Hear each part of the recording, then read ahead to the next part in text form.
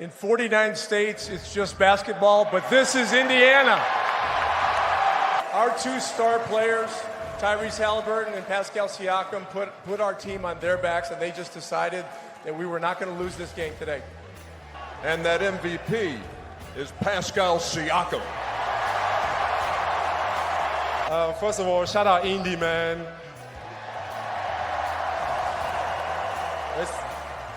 It's been such an amazing experience for me so far. From the first day I landed here, like the love has been amazing. Chad, KP, just unbelievable, man. Like, you know, first class organization. And then tonight, sometimes the unexpected happens. And sometimes Thomas Bryant catches fire from deep. Yeah, Thomas, yeah! You're not going to have to worry about any questions about the team trying harder than you did tonight, because it was obvious, man. You guys did a great job. Congratulations. Look, you are the longest tenured member of this team. 10 seasons wearing this uniform. And now you're going to the NBA Finals, man. Tell me what that does for you. Woo, man, it's been a long time coming, man. Come on. Man, first of all, man, I got to give a huge shout out to the Simons, man. They never stopped believing in me. This front office, this organization is amazing. I've spent a third of my life here, man. It's crazy. You know, I've really grown up here with y'all. And it's so validating just to get this in this fashion against one of our rivals 25 years later. And I'm just excited for what's next, man. We got 4 more. But for the first time in 25 years, they are going to the NBA Finals. Hello, everyone, and welcome back to the Pacers Fever Show, your home for all things blue and gold. And Pacers fans, this is a historic episode that we're ever going to do, because we're not just talking about the biggest win in Indiana Pacers franchise history, a do-or-die Game 6 on their home floor when the Pacers delivered, but we're going to be talking about Game 7, a game in which, if the Pacers win, will win their first NBA title in their franchise history. When their backs were against the wall, they came out swinging in Game 6. Tyrese Haliburton was nothing short of superhuman. Questions about his health and effectiveness were the headlines after a tough Game 5 loss. But he silenced the critics and the questions in Game 6. This was his masterpiece, a performance that will be remembered in Indiana forever. And right there with him, TJ McConnell, the heartbeat of this team, playing the perfect Robin to Tyrese's Batman. And the role players, my goodness, from Obi Toppin to Aaron Nesmith to Andrew Nembhard, they were all locked in. They were fearless, and they played championship-level basketball. That Game 6 win didn't just keep the season alive. It ignited the dream, and now here we are, the best 2 words in sports, Game 7. Coming up on today's jam-packed episode, we're going to be breaking down exactly what went right in Game 6, what this team can do to take that momentum into Sunday's matchup against the Thunder, and how the Pacers can finish the fight and bring the Larry O'Brien Trophy home to Indianapolis. History is on the line. Let's talk about it right now. The Pacers Fever Show. The number 1 seed, Oklahoma City Thunder, out of the West, and the number 4 seed, Indiana Pacers, out of the East, are headed for a pivotal and must-win game in Game 7. That will be on Sunday, June 22nd, 8 p.m. Eastern Time on ABC. The officials haven't been announced yet, but I'm afraid Scott Foster cannot extend the series even if he is on the game, because there is no more.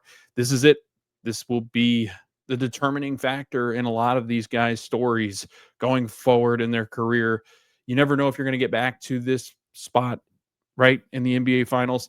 You're going to have hopes that you can get back to this spot. But again, nothing is ever guaranteed in this league. I think we've seen many franchises go into this idea of, we can be a dynasty, we can get back here. But because of injuries, because of just the unknown, the uncertainty of the future, there's just a lot riding on Game 7. And we're going to see which team can come out and perform their best and ultimately triumphant over their opponent and take home a title, the first for either franchise in their NBA history. Obviously, the Thunder, a much shorter history if you do exclude the Supersonics era and you consider them a different team from that Seattle team. But again, it's It's something that this fan base in Indianapolis has been waiting for so long. 25 years since we've been in the NBA Finals, but we've never won an NBA title. Our success goes all the way back to the ABA days, right? And I think the more that you start to think about just how historic this is, to get to this point, to be one win away, right, from the NBA title, from hoisting that trophy, it just means so much, I think, to this fan base. And I cannot wait for Sunday evening to kind of prepare myself for this game. I know everybody's going to be probably pretty calm leading up to Sunday, but once Sunday hits, you wake up, your feet hit the floor, and that's all you're going to be thinking about. You might have thought about it in your dreams as you go to bed Saturday night. Think about it right now. This is Thursday, we're leading into Friday. So Friday, you're going to have all this time to consume content. And I'm going to try to have this up later on in the afternoon on Friday. But, just trying to wrap my head around the game and what happened in game 6 tonight and what it means for this franchise and the players on this team. And they talked about it, and I actually thought that they were pretty even keel after the game. There was very much a business-like attitude and tone in the press conferences with Obi Toppin, with Pascal, with Tyrese, and especially Rick Carlisle. It was business as usual. And I think that that's so important to not just think, we did it. We extended this series to 7 games. Nobody, very few, especially in the national media, thought that this was possible. I would say the consensus was Thunder in 5, Thunder in 5.5, right? Because they had some people picking the Thunder in 6. Very few picked the Thunder in 7, and even less picked the Pacers to win the series at all, whether that be 4, 5, 6, or 7 games. Nobody was picking the Pacers except for the delusional Pacer fans like myself. I had Pacers in 6.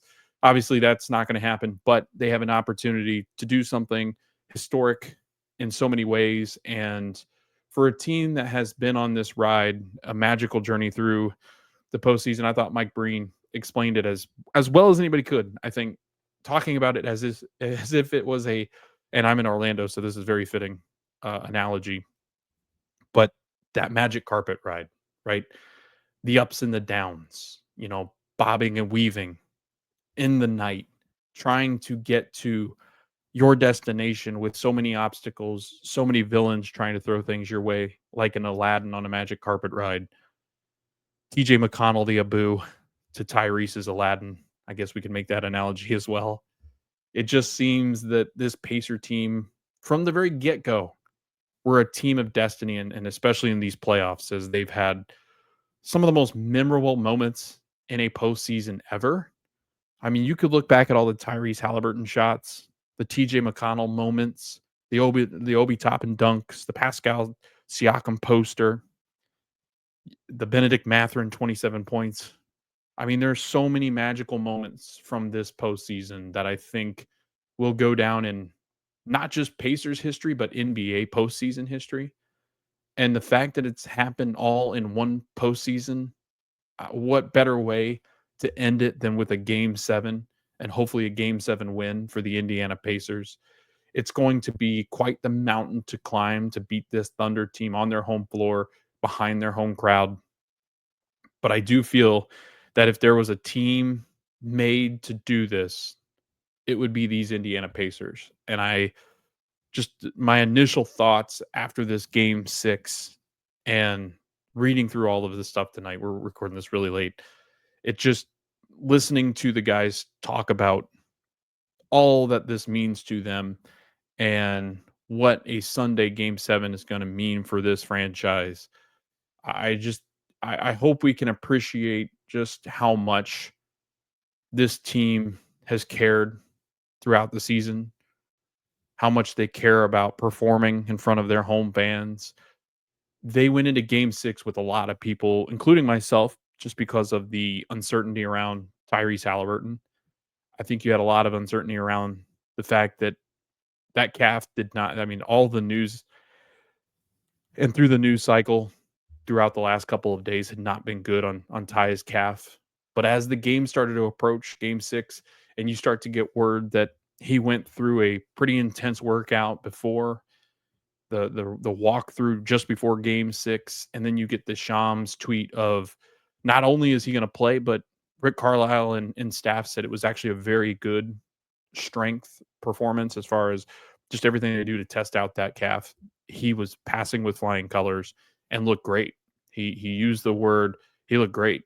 And going into Game 6, even after saying that, you're like, I mean, some of that has to be gamemanship, right? I mean, that calf is still definitely bothering him. He has a calf strain that has been confirmed through MRI, but the training staff and Kevin Pritchard and most importantly Tyrese Haliburton made the decision together, right, with Rick, that he was not going to sit on the sidelines to watch his teammates play. And the conversation, and they talked about, I think it was Lisa Salters that ended up reporting this, or Shams did. They said that the conversation was basically Tyrese went to Rick, told Rick that he was gonna play, planning on playing, and he said if he did get in the game and Rick felt that he was not contributing the way that Rick felt he should, a normal Tyrese Haliburton should, then he told Rick to pull him out of the game. So right away, I mean, that's the first thing that you're watching is Tyrese Haliburton. How well is he moving? Is he getting to his spots? Is he getting open shots? Does he look hampered? Is he trying to kind of favor one side or the other? And right away, you couldn't tell at all. I mean, it really did look like somebody that was 100% healthy. It looked completely different than what you saw in Game 5. Game 5, it looked like a lot of hesitancy. It looked very sore. He looked exhausted. He had no drive, no push, no speed off of that calf, it seemed. Somewhat, there were moments where he had little burst, but it did look like he was afraid to put any kind of pressure on it just because of I think it's going through his mind what could happen. Because in a game, even though they might do some light screening and try to figure out how severe it is, there's some tests and different things that they could do to try to figure it out on the spot. But until you have the moment to let it rest, get some ice on it, get some heat, and then get an MRI with different machines and have different people look at it, get different opinions, you don't really know too much about that injury. And so going into that game, in Game 6, that was the discussion. That was the headlines. That's all anybody could talk about. And just like me, you were probably feeling that, man, this was a good run. I was expecting Tyrese to go out there and just kind of be a body. I'm not going to lie, because of what you saw in Game 5. But I think what's helped so much is the time in between games, even though it seems, I mean, the time until Sunday is going to feel like an eternity. But the time in between these games has really helped, I think, with some of these guys getting healthy. I think Aaron Nesmith in Game 6 looked the best that he's looked in a very long time. I think he's had some time to recover with that ankle. I think there was a desire for all of these players to seek as much medical attention as they could on all those bumps and bruises to try to get healthy. And then you're going to have the adrenaline carry you in Game 6 because you're playing in front of your home crowd. But I did not expect the version of Tyrese Haliburton that we got in Game 6. And so the whole day, right, leading up till tonight, I was thinking about what a bummer it was that you get all this way and at least you have a fighter's chance with a healthy Tyrese Haliburton. But it felt like without Tyrese, without the engine, while this team has never gone away without a fight and they don't lay down, you still felt at odds because of how great this OKC team is. So you felt that in order to beat this team in Game 6, you really needed Tyrese Haliburton. And to even stand a chance in a Game 7, you need a healthy Tyrese Haliburton, as healthy as he can be at this point. But it didn't seem like we were going to be getting that until about 10 minutes into Game 6. Did we know what that was going to look like? And like I said, Tyrese Haliburton, with the clearance and approval of the Indiana medical staff, the All-NBA point guard was healed enough when it came to game time. And that was essential. Now, this game, getting into it, it started very poorly. It did. It felt very grim. And although Tyrese looked pretty good, he was missing shots. And you wondered, what was he thinking about the calf? Was he just trying to get into the game? The Pacers really struggled to start this game, and it felt pretty similar to how a lot of these games where the Thunder won started to feel that way. You miss shots, you let the Thunder build a really quick lead in the first, and then you're just climbing uphill the rest of the way. 3 minutes in, OKC grabs a 10-2 lead on a layup from Chet Holmgren, and the defense looked awful. They let J-Dub get to the rim really easy on a switch, and then Chet gets to a layup that was uncontested, and Miles Turner has his layup blocked by Isaiah Hartenstein, so the offense looks disarray, and the defense looked like they didn't know what was going on or who they were going to pick up or how they were going to defend. And you have all these adjustments that you made heading into Game 6 from Game 5, and nothing was going the Pacers' way. 0 of 8 to start, and it's not until a rejection on that Turner layup where Pascal Siakam picks up that ball, the loose ball, and hits a 17-footer. So then you start to feel a little bit of the momentum get back into the Pacers see a shot go through. They finally make a field goal. And then from that point on, it really did feel like the Pacers started to put the pieces together, and the adjustments that needed to be made defensively started to sink in. And there were some really important decisions, I think, made by Rick Carlisle in this game that we're going to get to. That is a new wrinkle. See, this is just, I think the people that speak about Rick, and they'll always bad. The thing about Rick is, if people are going to criticize him, it's typically about his substitution patterns and his rotations at times, right? Because there were a lot of people going, "Oh no, Tony Bradley again? Are you kidding?" Right? Or there's these rotations out there with just like Miles and Drew, or Pascal by himself with the other four. Like, what are we doing? It's Game 6. Where's the urgency? Why isn't TJ playing 48 minutes? But when you think about the success that Rick Carlisle has had as a coach, one of the winningest coaches in NBA history, NBA postseason history, he's won a championship. He took down a Miami Heat team that had to be one of the heaviest favorites going into a series against those Dallas Mavericks in that first real run by that big three team in Miami. And then the crazy things happen where Rick makes decisions to put different defenders on LeBron and D Wade.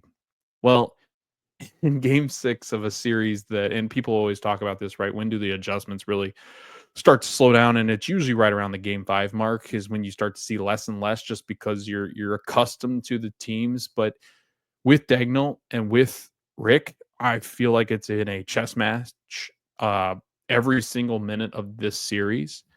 I feel like Mark Dagnall will have a really good response to what the Pacers threw at them in Game 6, because you've got time. You got Friday and Saturday and Sunday as well to figure out the best way to attack the Pacers in this new wrinkle that Rick Carlisle threw at you. And it wasn't just a small wrinkle. It was a big wrinkle to throw in, a gutsy one.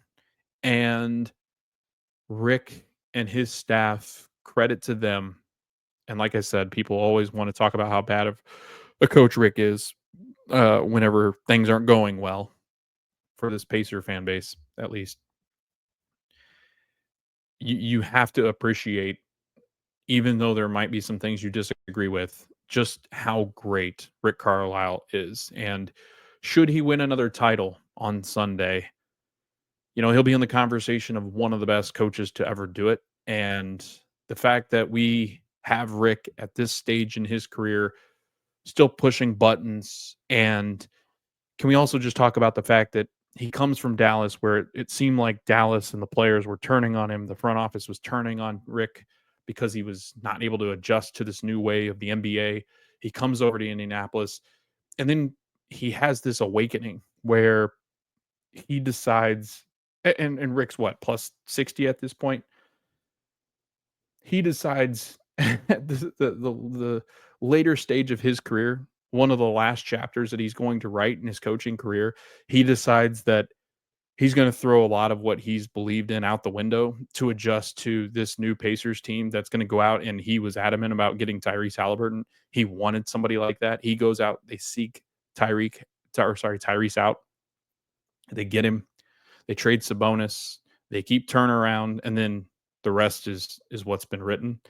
And Rick has built this thing along with we always talk about the front office being amazing, but don't forget the fact that Rick Carlisle's in all of those meetings talking about the personnel that he wants and he needs to create this new style of basketball that this team's going to play.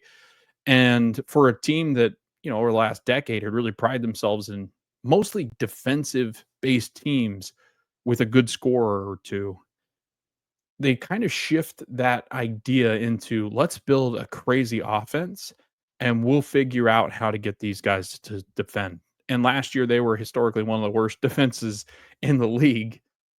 I mean, I think I saw a stat where last year they allowed a team to score 150 plus in like 3 or 4 games, which is insane. That's awful. And then to turn them into probably a top 5 defense at this point.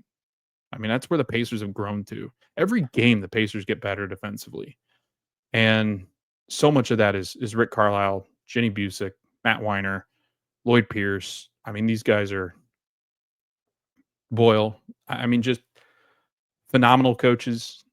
The way that they've been able to adjust in this series and the adjustments that they make going from game 5 to game 6 is the difference. And then you start to see it really shift in that first quarter because Andrew Nembhard, 8 consecutive points. Really tough game 5. I mean, really had a chance to get the Pacers all the way back in that game in game 5 and turn the ball over quite a bit, missed some shots, missed a free throw or so, and had one of his worst performances. But then Siakam, he comes around and he scores 5, which is exactly what you want from your veteran, your champion that you have on your roster. And then Obi Toppin checks in. Things get crazy. He just starts burying threes. He can't, what was noticeable about Toppin was just the fact that he had so much confidence coming into this game. He checked it and hit 2 straight 3-pointers. Ends up missing one, but then Turner gets it, knocks it out to Haliburton. Haliburton hits a 3, and the Thunder call a timeout in that first quarter. Daigneault's trying to figure out what is happening. Like, why are we allowing this offense to just get everything that they want, especially with how historic this defense for OKC has been? But it was punch after punch after punch in the first quarter until about, I think it was around the 3 or 4 minute mark. OKC gets on a run, and that's when I started to get really anxious about, man, like they had this great start to this first quarter. They go up 28-20 at one point. And then the Thunder go on a nice run to end the first quarter. And I thought, man, like I hope that doesn't come back to bite us because we had the advantage. We had a 28-20 point lead, and we're going to let them all the way back in it. And then they get down by 3 as the first quarter comes to an end. And then for the rest of the half, Indiana would go on to outscore OKC 62-32, building its first 20-point lead of the series. Siakam goes off. TJ McConnell goes nuts. Obi Toppin goes crazy. And the building explodes. Not literally, but figuratively. It felt like the roof was going to come out. I mean, that's the way it felt coming through the TV. How ruckus that crowd was. And if you look at the first half numbers, Aaron Nesmith, 9 points on plus 23. Pascal Siakam, 13 points on plus 6. Miles Turner, 1 point on plus 19. Andrew Nembhard, 10 points on plus 10. Tyrese Haliburton, 12 points with plus 25. And Obi Toppin, 8 points, plus 10. TJ McConnell, 8 points, plus 9. Ben Shepherd, no points, but a plus 7. And Tony Bradley, a plus 9 with 3 points. So everybody living in the pluses except Benedict Mathurin. Mathurin did not have a good game on his birthday, but I mean, really, the Pacers didn't need his contributions in this. And that's the way that this Pacers season has gone. That's the way the Pacers are built. And I think that's why so many people misunderstand. They misrepresent, and they honestly, they underestimate this Pacer team, is because they don't have a bona fide superstar. They don't have somebody that's going to go score you 25, 28, 30 points a game. But they've got everybody on this team 1 through 7, 1 through 8 at times, contributing in huge ways to impact the game. And the sum of all parts is better than just the 2 stars that you might have on an OKC team, you know, a Lakers team, a Cavs team, whatever it might be. It feels that the Pacers have built a team and a way of playing basketball that is very difficult to stop when they've got things going, because you don't know which head to attack. There's a 7-headed monster and you're trying to swing at it, hoping that you hit the right one. But when you hit one, the other one becomes even bigger. Like it just, it's so hard to play this Pacer team, and I'm glad other people are starting to figure out. I mean, besides blaming dark magic, I feel like a lot of people are starting to come to when they're talking about this Pacers team. And I think it's helped that OKC has been talked about as one of the best teams in the history of the NBA, because the Pacers have gone toe-to-toe now with one of the best teams in NBA history. And if they take down OKC on Sunday, they'll go down as one of the biggest underdogs to have ever had an NBA title in all of the years that the NBA has existed. And to say that is amazing. To be here in this spot after Game 6, I don't think anybody ever really saw this coming, even we as Pacer fans. Because if you would have told us at the beginning of the postseason the Pacers run up against the Thunder and are in a Game 7 to win an NBA title, you have a lot of us going, yeah, right. There's no way. That can't happen, right? Because that requires having gone through Boston, because we, at the time, you would have thought Boston was the one to come out of the East. But because things happen, injuries happen, Knicks handle business. But we handled the Knicks. We handle the Cavs. It would be the first time in NBA history that a team has beaten 2 60-win teams in the postseason, which is incredible when you think about it. But I think if you take out that 10 and 15 start that the Pacers had the first 25 games of the season, if you play average basketball, you're talking about this team being close to a 60-win team as well, right? I think you'd been right around the 56, 57 mark, but still, the Pacers were that special and have been that special. And Mike Breen, this keeps happening every time the Pacers get out to a lead. They'll go, maybe we should stop talking about the Pacers as the underdogs. Well, that probably should have stopped last year after they had, I'm not kidding, one of the best sweep performances I've ever seen. I think it was the lowest margin of losses ever recorded in a sweep in a best-of-7 series, right? The Pacers were in every single game in that Boston series, the Eastern Conference Finals of last year. So I thought after that conversation should have stopped. But because they get swept, because of the road they got to that Eastern Conference Finals, and then even, a bunch of them saying, well, they went through a hurt Bucks and Cavs team. I think that now, Breen saying that, I feel like when you keep bringing that up, if you just make the narrative that this Pacer team is elite, you don't even have to mention that they were underdogs, because while I do get they are underdogs, they are betting underdogs. They have not been favored at any point in this series. I think you still you do them a disservice by keep bringing the fact up that this is an underdog team. I can't believe they got here, where the conversation should be really around the team that this team deserves to be here. They are elite. And I know that conversation is shifting, but we've had to wait till Game 6 for that to happen. So you do start to wonder just how much everybody else is starting to appreciate our team. Because even when things like this happen, right, you still have all the talking heads today talking about whether Tyrese Haliburton is a superstar because he got 14 points in tonight's game on a bum calf. So I don't know. We'll see. Tomorrow, Friday will be interesting because all the conversation is going to be on First Take and or whatever Stephen A does. All it's going to be is about how Tyrese Haliburton's not a superstar anymore. But you just look at this depth and you look at the way Tyrese played on that bum calf. It's a special team. We've got really special players, generational talents, and this has been a lot of fun. And so many people are talking about this, right? I mean, Scott Van Pelt said it. Zach Lowe has said it. Bill Simmons has said it. This team is special.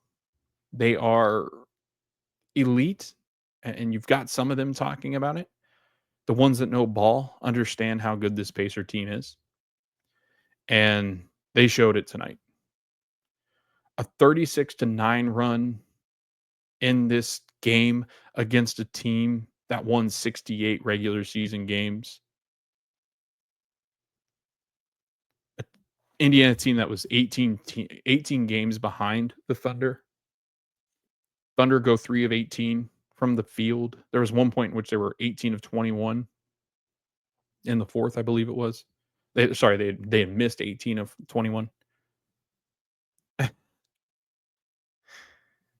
I mean, the Pacers, like Breen said, dismantled the Thunder in Game 6. And all of that behind the engine that could, Tyrese Haliburton. Can we get a shirt? Can we get a shirt of Tyrese's face on Thomas the Engine? And it could be like the engine that did. That'd be fun. Obvious shirts, get on that. But so many things to talk about in this game where I think the Pacers have some momentum going into Game 7. And I know a lot of people talk about, well, in playoffs, the momentum doesn't really exist. But it can linger, right? It can in certain areas, I think, right? I mean, Miles Turner struggled all series, and those struggles have kind of compiled. Pascal Siakam, that momentum of him being able to take anybody on this OKC team and score on them, that's built, right? J-Dub, that stretch he's been on, that's a lot of momentum, right? There's confidence. So the idea that no momentum can exist is a really dumb idea. But I do understand where each game is different, right? You can have a bad game. The momentum can be thrown off, yes. But I still believe that when you've got things rolling, it's easier to continue rolling. When things aren't going well, it's easy to get stuck in that too. I think something the Pacers are going to have to get over is this turnover problem that they have in OKC. I think that Game 7 will be called relatively loose, depending on who is officiating. If it's Scott Foster, can we just swallow the whistle, please? Can we just let them play? I know he doesn't have that tendency when he's officiating games, but for the product, for the game, can we just let the players play in Game 7? That's typically what they do. It's typically the mandate that comes down from the league. Like, let's let these guys play. And I hope that's what happens in Game 7, because I don't want to shoot. I don't want to see 73 free throws again. That would be brutal. And I know it's going to be ugly. Like Game 7s. It's funny. Game 7s are never really pretty. I will say, though, the last Game 7 that the Pacers fans will remember was that Game 7 in Madison Square Garden. That was some pretty basketball played by the Indiana Pacers. But, I mean, the Knicks were coming unglued at that point. But the Pacers, man, their shot-making ability in those closeout games, oh, my gosh. Now, I will say Tyrese Haliburton has thrived in Game 7s and in closeout games. This is a closeout game. This is a Game 7. We'll see if he has that same engine, right? He's been very quiet and kind of a disaster outside of that game-winning shot in Game 1 when he's played in OKC. Dort's a whole different animal. And they're going to come out and they're going to be fired up because they're back at home. But if the Pacers can throw their first punch at them, it'll be a game. Defensive fortitude was the big story in Game 6, and not from the side that we thought. Indiana not only held OKC to its lowest point total of the series, it's the lowest Thunder's point total throughout the regular season, postseason, and regular season combined. So the Pacers did some things to this offense they've not quite seen. And that's something that if the Pacers are hoisting the Larry O'Brien trophy, I think that's going to be number one talking point will be the Pacers defense out defense the most historic defense in NBA history. Like this, I know that's a lot of defense there, but it's true. If the Pacers can figure it out, it's because they've knocked down OKC because of their ability to defend on that, SGA and J Dub in the the 3-point shooters. You got a different look, and I tweeted this. It was I want to say it was right right at the end of the first or middle of the first, leading into the second quarter. J Dub, the assignment was initially Aaron Nesmith, as it has been all series. It then shifts to Pascal Siakam on J Dub for a lot of possessions. I mean, until the Pacers start to pull away and they feel more comfortable throwing Nesmith on him.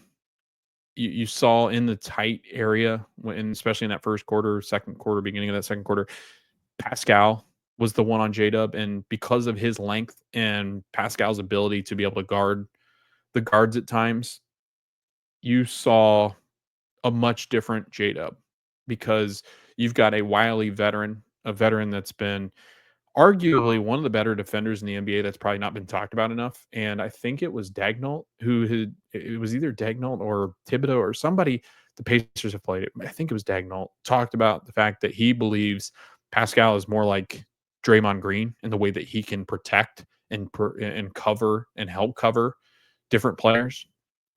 That's how good Dagnall, I believe it was, that he sees Pascal. And if you're a Pacers fan, I mean, if you really think about it, Pascal is sneakily good at defending every position on the floor because of his wingspan, his ability to move his feet, get side to side, and he's blocked some shots. Like he's become a really good shot blocker in this defense. And I think some of it helps because they try to go weak side against Miles, or they try to get away from Miles Turner, and it leaves them exposed to Pascal swatting them instead because they're trying to get to their other hand to get away from Turner, who's a big time shot blocker. So Pascal's been a great defender. I mean, if you're talking about best defender in this series, you probably give it to Dort, Caruso, or Pascal, if that was an award that he gave out. But that assignment could be the difference. If you can hold J-Dub to right around 20 points, under 20, you got to feel really good if you're the Pacers to win a game. Chet's really struggled with anybody guarding him. I mean, Nesmith defended him pretty well on the times that he was on him in game 6. Turner's been an absolute nuisance. Although Turner's had some really awful moments on the offensive end and in rebounding at times, but we've known Miles is not a good rebounder for most of his career. He's not been anything on the rebounding.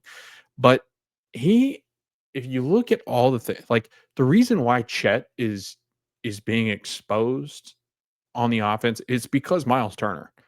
He's in his head. When he's shooting 3-pointers, Miles has gotten to like 3 or 4 of them. I mean, when a guy's doing that to you, it becomes demoralizing. And he's not going to be able to take Miles to the rack because even when he beats him by a step, Turner's still physical enough to get to his ball and swat it. He causes issues with the strength that he has, and Chet's just not got that strength yet to where he can physically abuse anybody inside. He's got a great spin move, but outside of that, he's not going to put a defender in a tough spot. He's just not. And so when that spin move's been good, he's been decent. But once you figure out you just back off of him and let him do his spin, and then you go after the ball, because he's not spinning to dunk. He's spinning to try to find his left hand or his right hand, or he's spinning to get into another spin. He looks like Beyblade, like they call Pascal at times. He looks like he's just out there like trying to spin to figure out how to get to the rim. Miles has been really good about just kind of like backing off, like, okay, do that, and then waiting until he's done on his spin, and then figuring out where he's trying to shoot it from. And Miles is again, go and watch Miles' defensive possessions because he's been horrible on the offensive end, but He really has changed and impacted this series, I think, a lot more than people are giving him credit for. Let's talk about the two off the bench because uh and these two are going to have that same kind of production to beat the Thunder on the road, and I believe that they will.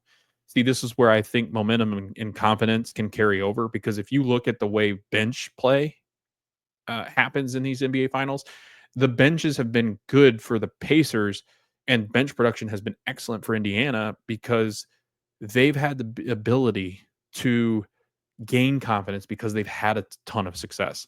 Benedict Matherin's had success, right? Ben Shepherd has hit a couple threes. He's feeling pretty comfortable about the shots he's taking. He hits about 1 or 2 a game maybe now. Tony Bradley's been great. I mean, there's been some moments, right, where it looks too fast for him. But I would say if you look at the Tony Bradley minutes, the Pacers aren't getting walked off the floor. And actually, he's kept Isaiah Hartenstein away from the rim. And Tony Bradley is smart. He's physical. And when he sets screen for TJ and when he's setting screens for Drew or Tyrese, that's a big screen. And he's just catching the guards off. I mean, he's just cutting them completely off from trying to defend. So their bigs are having to kind of try to go over and help coverage, and they're not getting to the guards because Tony Bradley's huge. And then when he does, he's getting the ball. He's made some really good plays on the basket. He's made some excellent passes. He's played some really good defense. He's rebounding the basketball. It's been valuable to have Tony Bradley, who is technically like their 5th string center. It's been a lot of fun to watch all these role players I'd love to see what Jarris could have done in this series. But the two that I really want to talk about, again, I think they are the X factors for Game 7. The Pacers win Game 7 if these two continue to play the level they are or close to it, and that's TJ McConnell and Obi Toppin. Like I said early in the show, Obi Toppin came in, no fear, from a guy that looked like he was deer in headlights. He looked like the most intimidated player on the court in Game 1. Like, he looked like he had no clue what he was doing out there, and then all of a sudden he started to hit shots in Game 1. Now, honestly, he's probably been your best player over the last couple of games besides TJ. Like, Pascal will throw his name in there, but these three have been your best players: TJ McConnell, Obi Toppin, and Pascal Siakam. Like, the fact that you can say that about a team and not have this be a 3-1 lead, 4-1 series win for the Thunder because Tyrese isn't your third best player, or Miles hasn't been your third, or Nesmith or Nembhard. It's literally been Pascal. I would say McConnell at this point, but Toppin real close to third best. And Nembhard's been, I mean, he's been up there in that conversation just because of the defense he's had on Shea at times, right? But if you're talking about getting the offense going, TJ McConnell and Obi Toppin have been elite. And let's talk about it.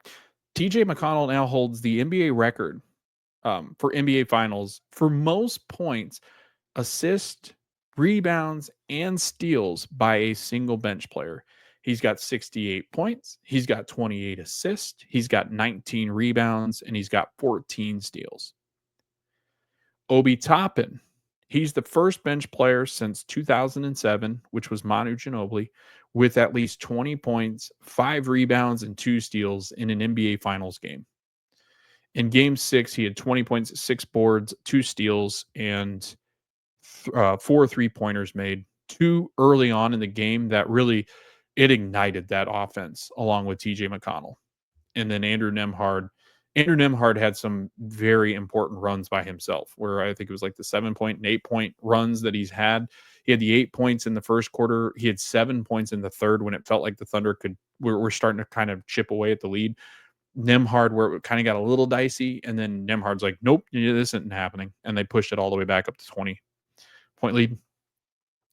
But outside of that, I mean, like I've said, TJ McConnell, Obi Toppin, the money that this team has spent on TJ now, and the draft picks that you sent were second-round picks to the Knicks for Obi Toppin, who wasn't getting any run with the Knicks because Julius Randle was clogging up that space, and now both of them are gone, both of them performing well because they're not on the Knicks. Toppin has been And this is a guy that there were pictures tweeted around the trade deadline of Chad Buchanan and Pritchard sitting down with Obi at the right around the trade deadline at practice. I can remember this vividly, where all these things were swarming. There were, I think, Shams tweets, or there were big time tweets out there that the Pacers were in discussions to move Obi Toppin for Cam Smith. I think Cam Johnson, Cam Smith, the football player. I've got my Dolphins on my mind. But Cam Johnson in the Nets, there was a lot of discussion around a package that would include Obi Toppin for Cam Johnson. But it later comes out that not like directly said, but indirectly, it sounded like Chad and KP went to Toppin and said, that's not even close. Like, we're not even considering it. Like, they could have been considering it, but they were basically told Toppin, like, no. And I think I wouldn't be surprised if Siakam or one of the players went in and said, like, that could have been a conversation being had, but them going, no, let's not do that. Let's see what we do this year. And then if it doesn't work out, then we can have those discussions. I think that's the discussion that ultimately happened. And then Toppin was told by the front office staff that he wasn't going anywhere. And then after that, I think it was like the couple games leading up to that, Toppin was awful, like horrible. And that's why he was getting thrown into these conversations. But I think being in these conversations, he's impact. Like, Obi Toppin is a very emotional guy. And actually, it's really cool. If you go and listen to the clip, it was the press conference tonight. There's a clip with him. And he's talking about, what was he saying? He was saying, Game 7 is going to be awesome. This Game 6 was incredible. But I can't wait to play in Game 7 with this team, with these guys. And then right at the end, you can see, when you get kind of choked up, you kind of do where you swallow hard, or you got the jaw, or you're trying to clench your jaw to try to keep yourself together. He has a moment tonight where he looked like he was on the verge of like a little bit of a break in his speak, because he was getting emotional. And you can just tell how much he loves his team, right? You can tell how much he loves his city. He is such a great human being. And I'm glad that the Pacers hung on to him, because now, even going forward, I think you look at TJ and Toppin as untouchable. I really do. I think that the Pacers have to figure out a way financially to maybe maneuver some other money into other players, because those two are just as instrumental as the starting five, in my opinion. And Toppin, I mean, he did say that too, and TJ as well, I think, said this, where those two have never been somebody, a guy that's been chanted for on any level. But in the last two games, Gamebridge has chanted TJ McConnell, Obi Toppin multiple times, and Toppin just talked about, like, I never got that ever anywhere that I've ever been, and like my Pacer fans, they're chanting for me, and that's a cool feeling. But I just wanted to speak to how great those two have been, because at the end of the day, right, no matter what happens, we're going to look back on this finals series, and we're going to talk about, remember when TJ McConnell and Obi Toppin went nuts, right? Remember when they were the two of the best three players that we had in that series? That's crazy that those two bench players could be that for this Pacers team. So we're going to talk about their averages over the series, right? Because I think that's very important to mention, because just how good they've been. So in the 6 games they've played, Toppin is averaging 12.8 points per game. TJ McConnell at 11.3 points per game. Toppin is shooting 48.3% from the field, 39.4 from 3. TJ McConnell, 53% from the field, 60% from 3. They are also providing a ton of offense with their passing abilities. I mean, Obi Toppin has a 1.2 average for assists. It's pretty good for him. And TJ, 4.5 assists off the bench. He's only got 2 turnovers per game. The dude's been exactly what you want in a secondary ball handler. I guess he's the third ball handler outside of Nembhard. But like, when Nembhard comes out, because usually the rotation, Nembhard will come out, TJ will go in, and then it's TJ Tyrese. playing and TJ takes over the ball handling. It's what a luxury it is to have two guys that would start on most other teams, right? I mean, TJ McConnell's a really good bench player and probably a bench piece for the teams that have really good point guards. But there's a lot of teams that would like to have TJ as their primary point guard, I would think. So just what an impact, right? What an impact those two have had. Now, let's talk about some takeaways for game 7 that come out of game 6. The offensive flow looked good. And I mean, Tyrese Haliburton, I think somewhat limited a little. I mean, we didn't really see it, but I think he limited himself a little bit where he was having to pass a lot more, I felt. And actually felt it worked to our advantage because he wasn't really looked to taking people off the dribble. It actually it made him into more of a distributor, if that's even possible. It did feel that way. It felt like he was passing the ball quicker, right? He was getting rid of it quicker because he doesn't have that explosiveness like 100%. So he's having to rely a little bit more on passing the basketball, and I think that works out to an advantage somewhat. Now, it'll be different, I think, in OKC. I think he'll be a little bit healthier, actually. And I mean, he did. He looked really good. He didn't look like he was laboring at all. Like, not once did he have like a where he kind of like was like, oh, that's sore.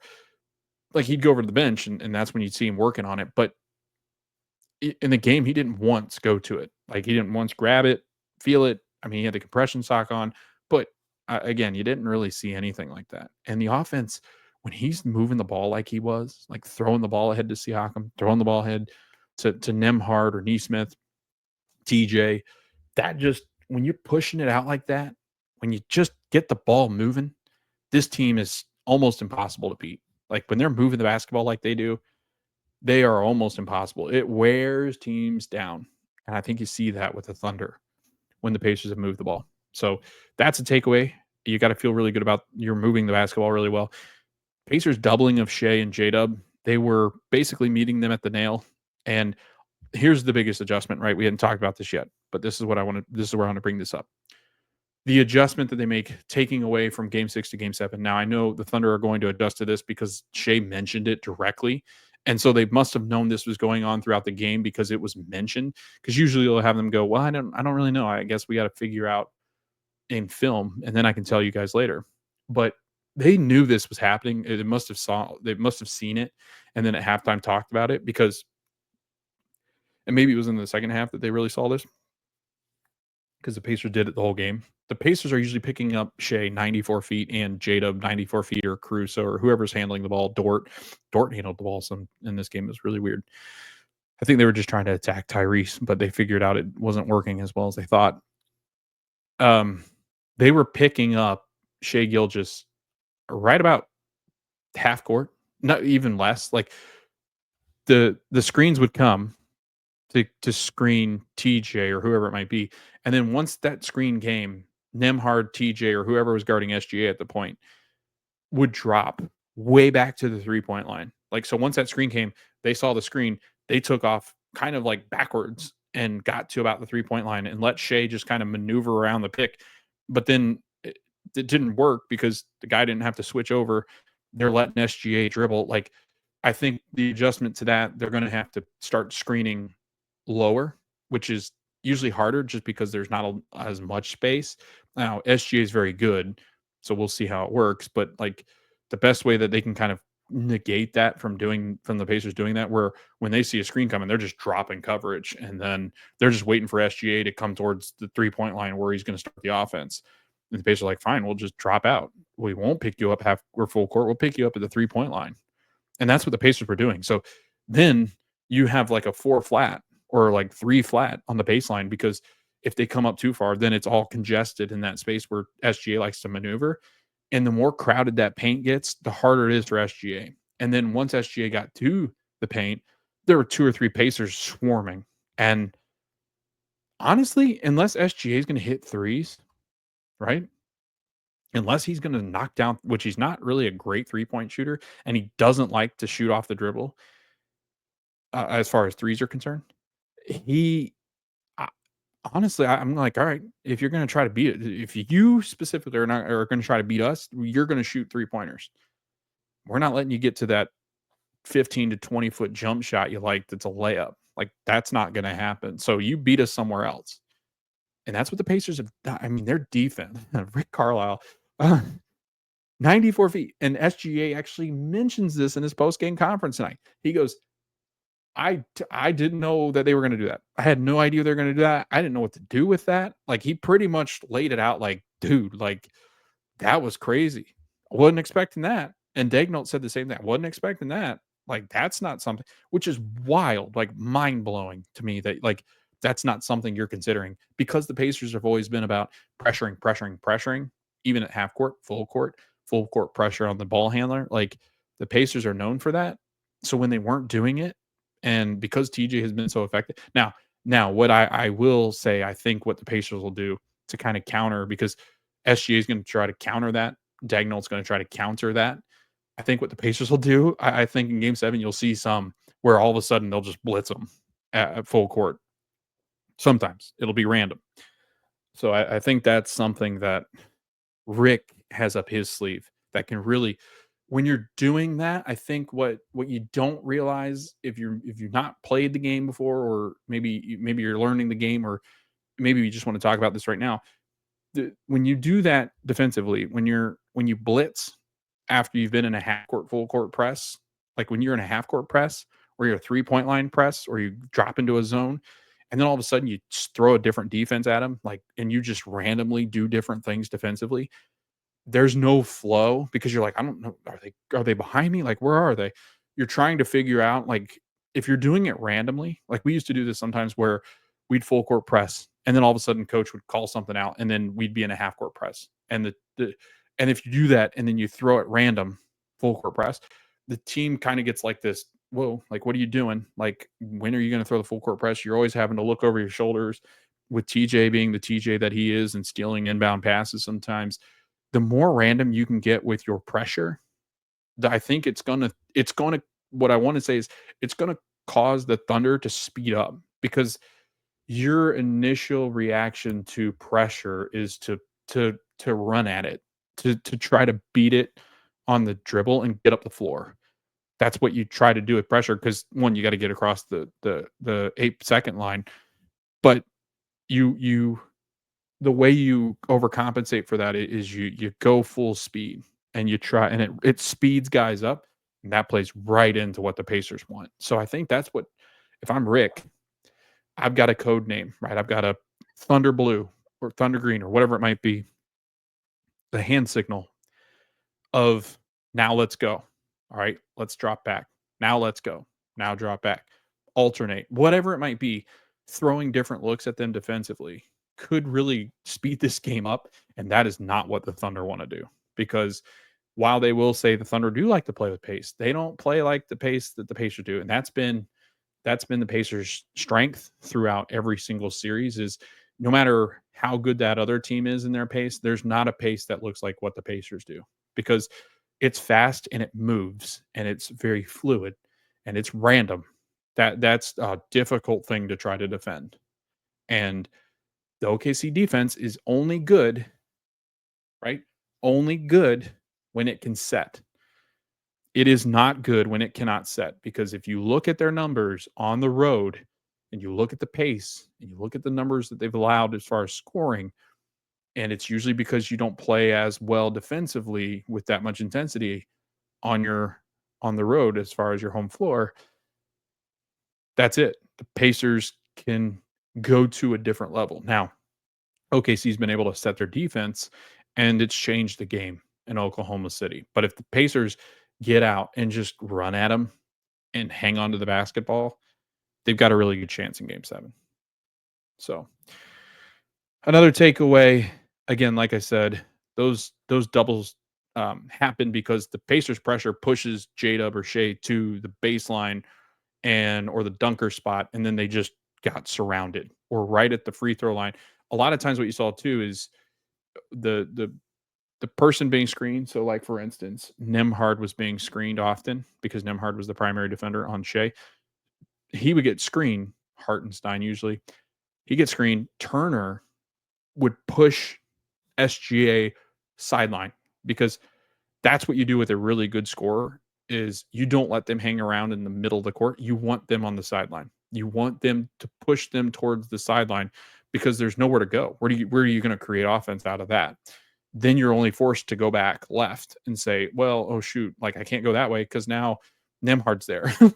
So if Miles can continue, and you see this, Siakam and Miles, both of them made a concerted effort to, because SGA on those situations will like to try to go sideline to try to beat you there, but then all of a sudden he'll cross over and then hit you with the split the defense, and then he's down the center of the floor.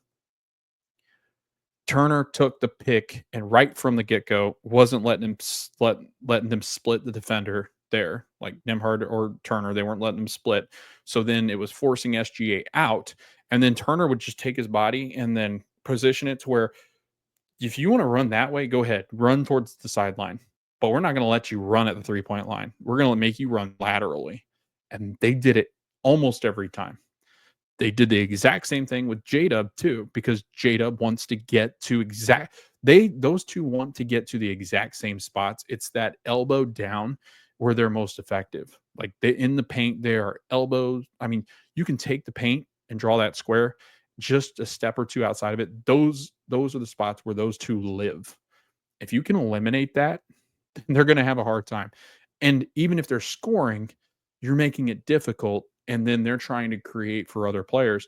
But you could see they just weren't creating for other guys, and then the other guys were missing shots. So then they're like, oh, shoot, now the pressure's on both of us to try to score, and they weren't. So it's so much fun watching Rick Carlisle coach and the team adjust.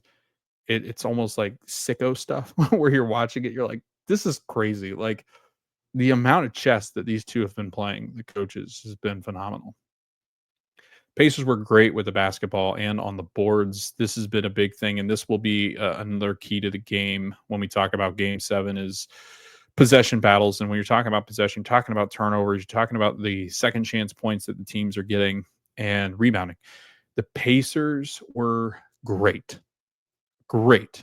in those spots. OKC had 41 rebounds. The Pacers had 46. You don't often see the Pacers out-rebound a team, but they did. 46 boards. Pacers had 23 assists compared to OKC's 14. That's where you have a lot of the breakdown. It's a lot of ISO. The Thunder rely on their ISO game to open up shots, and they weren't fouling. Steals. Pacers had 16 steals. 16. Thunder 4. Pacers 5 blocks. Thunder 4. Turnovers. The Oklahoma City Thunder had 21 turnovers. Remember when we were talking about Game 5, right? And Game 1, even Game 2, I think. The Pacers were brutal turnover, and 21 was their number, right around that number, right? Well, the Pacers caused the Thunder to turn it over 21 times. So that speaks to how good the defense was for the Pacers. Indiana also hit their threes at 35.7%. Not great, but good. And the Thunder shot 26.7%. Didn't actually start hitting threes until later in the game, to be honest. I think they were like 2 of 14 or 16 to start with. Points in the paint, the Thunder did win that battle, but a lot of that's, SGA and J-Dub, that's where they live. Where the Pacers don't really have people that live in the paint. They live right outside the paint. Second chance points, Pacers 14, Thunder 6. Fast break points, OKC 11th, and the Pacers. This is where you win games for the Pacers. 11-point margin. They had 22 fast break points compared to the OKC 11. So everything that the recipes for the Pacers to win, they were all there. All the ingredients were there, and that's when the Pacers are most successful. That's when you see a lot of these Pacers wins, is when they can cause turnovers. And for a team that is usually and historically has been one of the best offenses in the last 2 years, and last year they had one of the most efficient offenses in the history of the NBA, you see remnants of, they're still really great offense. They're not quite the historic ones that they were last year, but they are right toe and toe with it. And honestly, they didn't even really hit that. They didn't hit shots that well tonight. and they still beat the Thunder by 17. They were up by 30 at some point. The Pacers didn't hit shots that well. They only shot 40, I think it was 45%. Let me check. Just had it up. Yeah, 41%. 41.3% from the field. Like, that's not even a good night shooting the basketball. Thunder shot 41.9% too. Three-pointer, like I said, 35.7. Not great, but good. So the Pacers haven't even shot the ball well yet. And that's one of the first games that they've had under 110 that they've actually won the game because their defense was so good. Like, their defense was stifling in game 6. Like, it looked Thunder-ish. Entering game 6, the Pacers had 8 players with 175 plus points per game. Or sorry, per game. Wow, it's been crazy, huh? per points this postseason. Sorry. Let's do that again. The Pacers entering game 6 had 8 players with 175 plus points this postseason, the most ever in a single playoff run.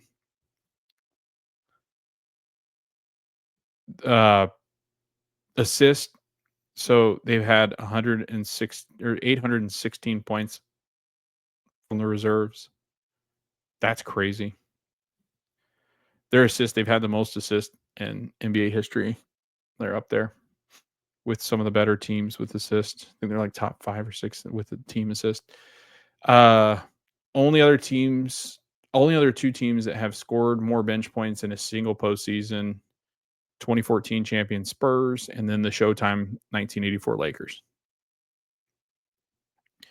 With the win, the Pacers forced the 20th Game 7 in NBA Finals history. It's the first one since 2016 when LeBron went on the road to beat Golden State after trailing 3-1 in that series. Sunday will not only be the first Finals Game 7 in 9 years, but only the 5th since 2000, joining the 2005 Spurs defeating the Pistons.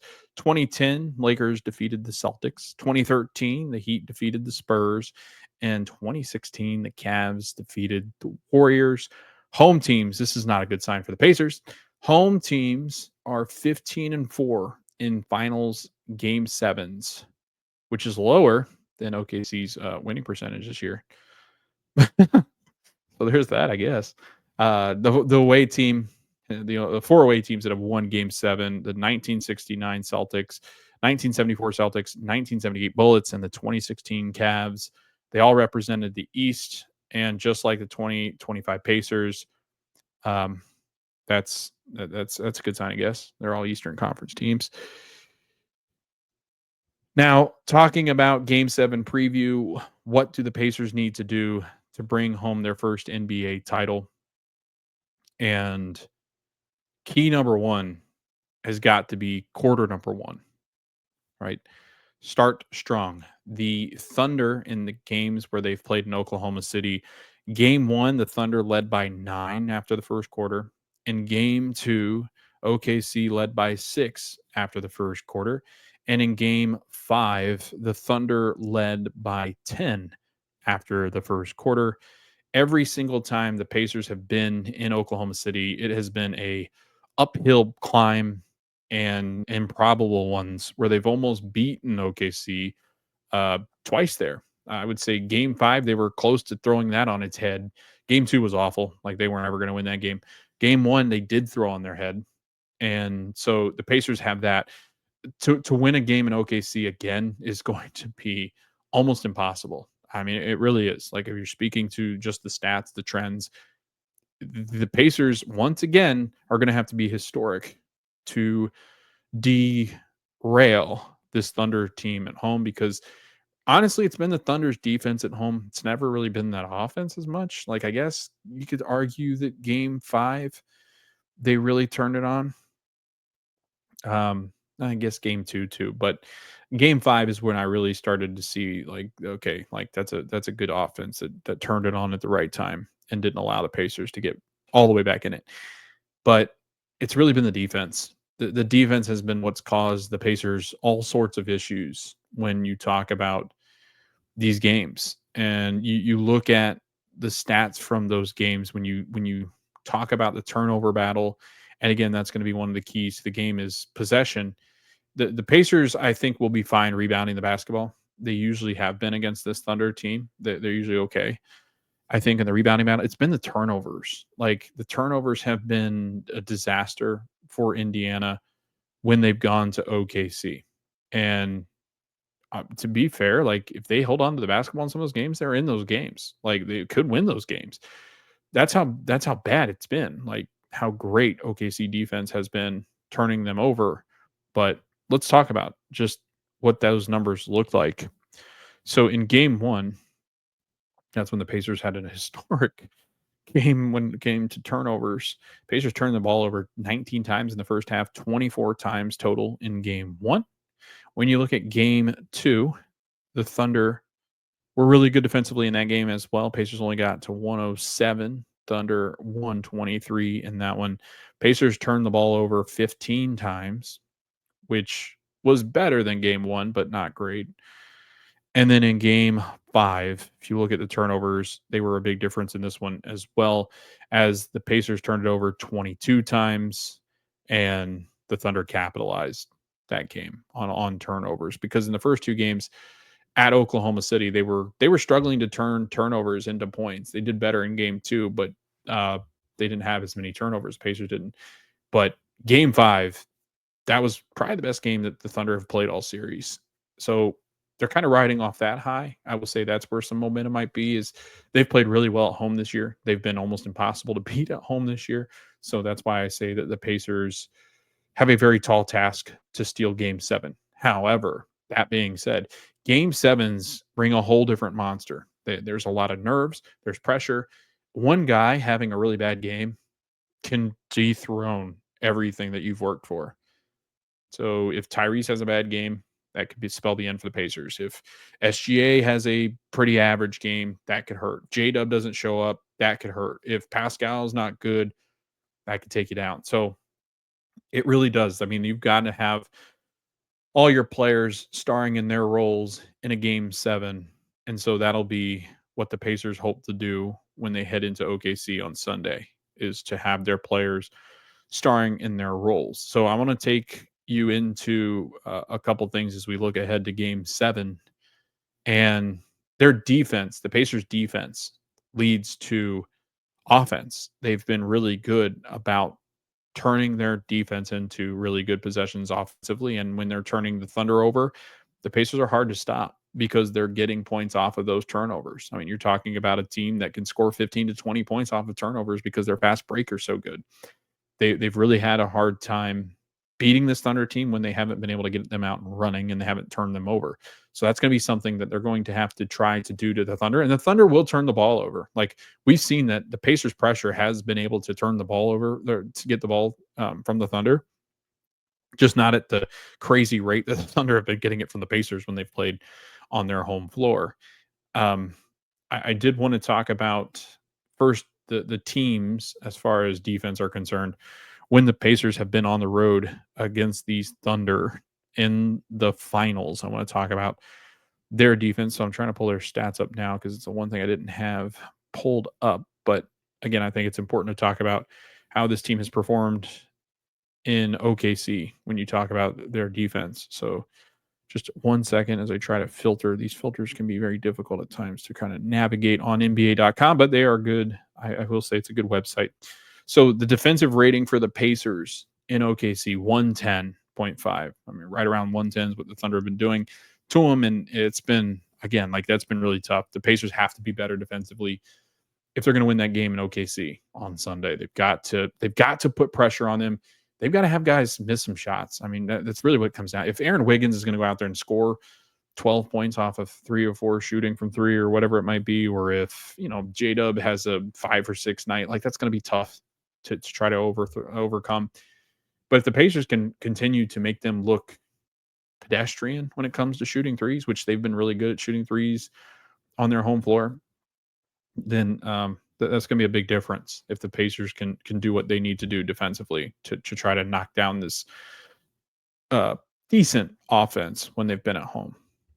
I just feel like the Pacers haven't played as well defensively on the road, and I think they're going to have to. And I think they will. I think the intensity will be at a very high level. And usually usually game sevens are more about like what teams can overdo to or overcome to make shots, because shot making in game sevens are it's usually really tough because you have a lot of pressure on yourself and the intensity, and it's usually like real physical. And honestly, for playing that game, I actually like the Pacers shot making ability better than I do like the Thunder's.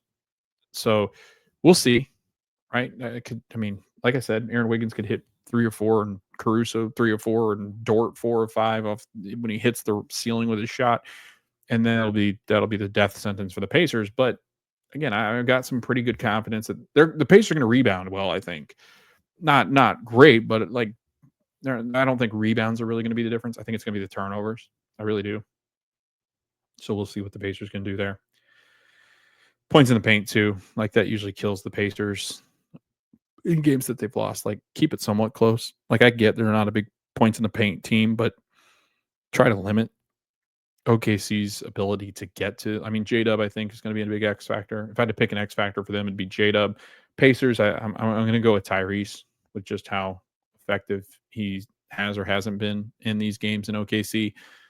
But yeah, breakdowns, I think you got to get the defense going for the Pacers because it's got to be better than that 110 rating. If you keep it like a 104, 105, that's a better chance. But if the Pacers come out and play defense at a really high level, I give them a good shot to pull this off. But it's going to be very tough. Starting strong will also cause anxiety. So this is a really young team. If you are able to turn them over, if you are able to get them to miss shots early, if the Pacers can stay in the game and maybe even lead after the first quarter, it's going to build. Like that pressure will build. This is still a young team. I'm interested to see how they respond in this situation. They've responded really well. I will say the Thunder have. They've been on a tear. I think they're like 18-2 or something after a loss where they go, they beat teams by, I think they've had 20 games or so or more where they've come back and beaten the other teams by 10 after a loss. So yeah, it's again, the Pacers are going to have to hit the Thunder really hard in this game. Otherwise, I think it favors Oklahoma just because they're in their home building and the place is nuts. It's like a nut house. So we'll see what that energy looks like. I think the fourth key to the game here is you've got to have Pascal or Tyrese, one of them, have a great game. I think one of them have to be great in order for the Pacers to pull this off. And then key number 5. I think the last thing I really want to say is that I think it's going to come down to somebody outside of the big four in the series. And by that, I mean Pascal and Tyrese, J-Dub and Shea.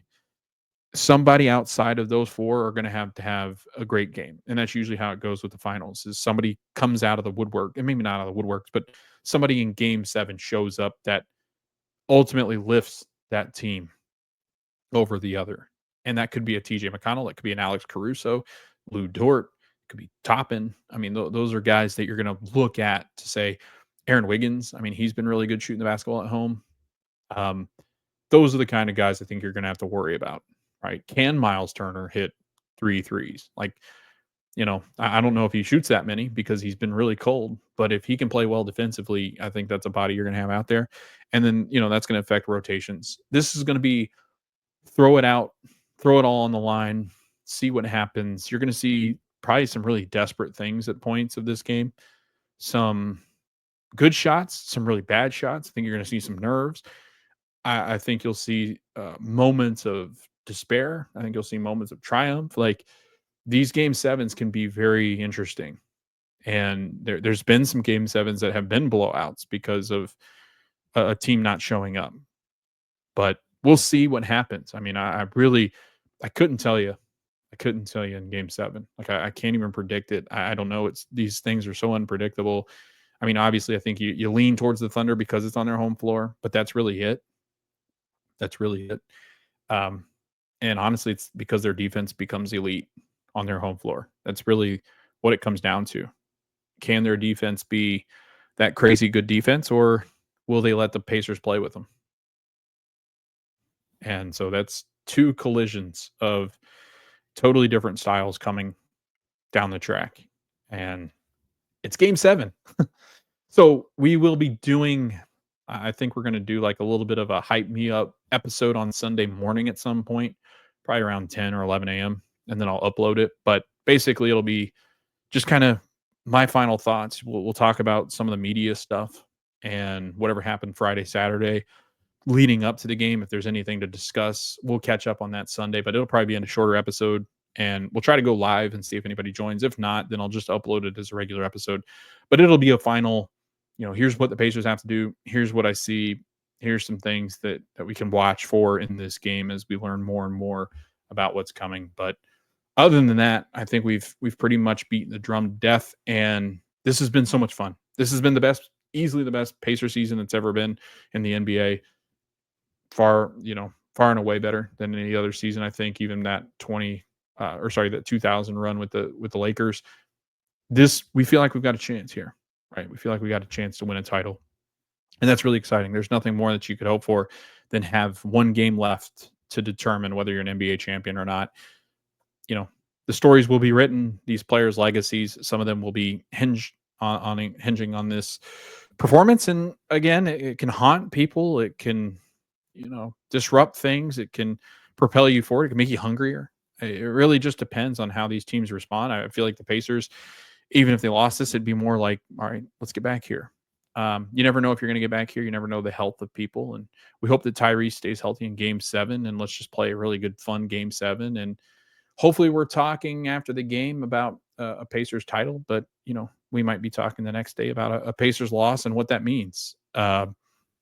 Anything can happen. Everything can happen. I'm hoping the Pacers win this one, obviously. But this is fun.